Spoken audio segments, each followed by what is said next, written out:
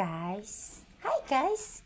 Good afternoon guys. Kumulo na tong pinakuluan kong guava guys. So, durugin ko na siya. Wala pa rin kami internet guys. Ang lungkot. Dahil walang internet.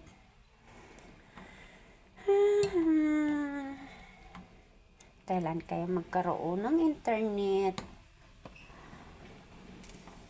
Ganun lang siya guys. Dudurugin ko siya. Tapos, mamaya, alisan ko na siya ng katas.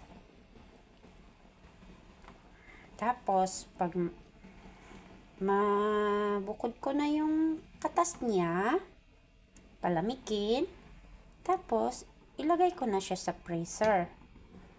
Para pag uwi ni boss, pag gusto niya magsinigang ng bangus, so, mayroon na siyang magagamit na pangsabaw. Ang tawag niyan? Ano ba tawag nun? Sinigang sa biyabas ba yun? Ambot?